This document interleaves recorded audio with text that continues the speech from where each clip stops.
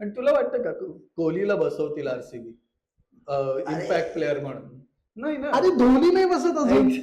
म्हणजे आणि to be honest तो म्हणजे येतो पण 7व्या-8व्या नंबरला. पण तेच आहे ना की आजही धोनीचं नाव अजूनही तो रिस्पेक्ट का आहे, तो कुठे बॉलिंगमध्ये काही कॉन्ट्रीब्युट करतो. पण त्याच्या ज्या ऍडवाईस आहेत किंवा त्याचं असणं ग्राउंडवर बिहाइंड द विकेट्स, हे गेम चालवणं कोणी कॅप्टन असू दे, पण ते जे काही गेम चालवणे, गेम अवेअरनेस आहे की कुठे कुठली बॉलिंग दिली पाहिजे, कशी फिल्डिंग सेट करायला पाहिजे.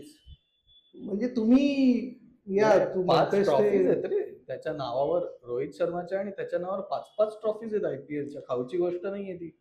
आणि ठीक आहे, मला वाटतं इनफ बोललो आपण याबद्दल. म्हणजे प्लीज तुम्ही कोणाकडे जर कॉन्टॅक्ट नंबर असेल काकूंचा किंवा म्हणजे आकाश किंवा नीता काकूंचा नंबर असेल तर प्लीज हे आमचं म्हणणं पोचवा की कॅप्टन्सी नाही तर नाही, तुम्ही इम्पॅक्ट प्लेअर म्हणजे त्याचा सगळ्यात जास्त इम्पॅक्ट ग्राउंडवर असल्यामुळे होतो. एक्झॅक्टली. आणि तुम्ही त्याला बाहेर बसवताय आणि त्याच्याकडून इम्पॅक्टची अपेक्षा करताय.